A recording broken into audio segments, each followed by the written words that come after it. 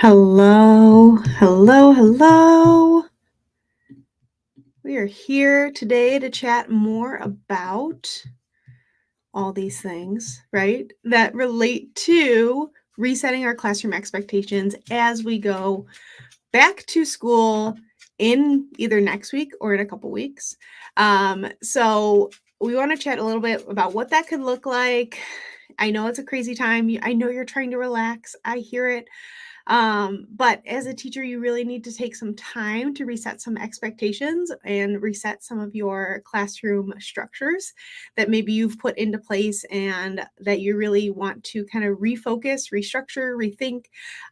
So this is always something I used to do over winter break. Of course, I would take my time to relax. So I please hope you are doing that. But if you haven't, or you have already, and you're ready to kind of start thinking about how am I going to reset some things for next year, literally, or things that are coming up that you really just want to make sure that like, hey, like this is different. I want this to look different. You want to make sure that you take the moment to reflect on what went well, what's going well, what do you really like? It might be a subject area that you really feel good with. It might be a center that you're running. It might be your classroom library, something that you're really proud of. Take some time to reflect on what is going well for you. That is always where I start because it is nice to be like, oh, it's really good that I have like good paraprofessionals, or it's really good that I have a good team behind me. And that might be really helpful just to kind of take some time to reflect on what is going well for your classroom. Because it is sometimes hard for us to see those big picture things of the things that are going well.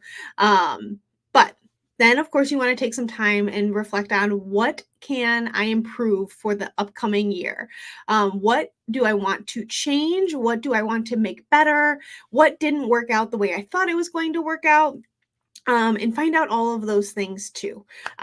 So we really want to make sure that we are taking the moment to say like, oh, that center is just not how I want it to be, or this class is just a mess and I want to change it, right? There are moments that it's going to be that way. And I hear that. I completely hear it.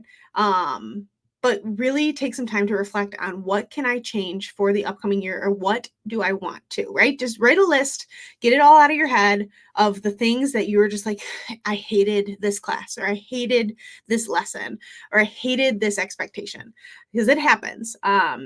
And then I want you to pick two of those areas from there. So, right, we've reflected on what went well, what do we want to improve on, what do we want to change, right?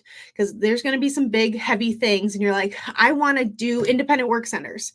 And that's a whole huge overhaul, and it's going to take you a while to do. It's also financially a lot to do sometimes. So, really sit down and go, okay, what two areas can I improve from January to June then we are in school? And really sit down and go, okay, what does that look like? What steps do I need to take to get to those two things? That's all I'm saying, two things a year. Whether you did some improvements at the start of the year, or you're just like, nope, I need some improvements now. Pick two areas that you want to improve for the next school year, for this coming semester. So then when we get to the first day back, how are we going to restructure some of these things for the classroom to make them a little bit more smoother? We really want to take a moment to remind our students of the rules, remind our students of their expectations, because they've been gone for 2 weeks. They've had some fun. You've had some fun. Getting back into the rhythm can be hard. So yes, give themselves some grace as you come back in that first week back. Some of you might be going back Monday. Some of you might be off till the 8th like I am. But really resetting those expectations. Yes, it is annoying to re-go through the rules and re-go through the expectations, re-go through routines, but do those things just to remind the students of this is how it should be done. When you come in, you unpack your backpack. You don't go run to your desk. Reset those expectations for your students as you get back. So that also helps to reset some of the expectations and routines for staff. So as you're modeling and resetting those expectations for students, you're also modeling and resetting expectations for the staff that may have forgotten, that may have not been running it the way you wanted it to be run. So resetting those things and having that communication and modeling throughout so that you know that your students are learning in the way that you want them to learn. And then you're resetting some of those, like I said, those expectations, those thoughts, those things, so that students really know what their expectations are and what they need to be doing. So I hope that is helpful to hear that, like, sometimes it's just like modeling, resetting some of those things. And then as you get into the rhythm of the school year again, make sure you are communicating with your staff of the things that need to be done. I know the one year that I rolled out independent work boxes for staff and students, it was really hard for them to understand this concept of left to right. Wait, I'm not supposed to help them? What does this mean? And so resetting some of those things, even if you have to find 5 or 10 minutes of time to communicate those things to your staff, it will be super helpful, so that they can see this is the expectation, this is what we should be doing, and just remind them of how the systematic instruction should be going if it is a new expectation. If you're rolling out a new center or a worksheet or an activity, make sure that you are teaching your staff how to utilize those things too. Because if not, it's really hard for them to follow and know what to do. So telling them what they need to be doing and showing them um, how you want things to be run. I know it's hard to find time with staff. If you can find 5 or 10 minutes before or after school, during lunchtime, just to kind of run through a couple things, resetting some expectations is also a really good thing. So again, just communicating those two things that you want to improve for the school year. And then also, if there are expectations that you want to reset for staff, that you are communicating with them. Again, finding that time to sit with them to say, like, hey, I know we used to do this way. I really thought about it, and I think it'd be better if we do this way. What do you think about it?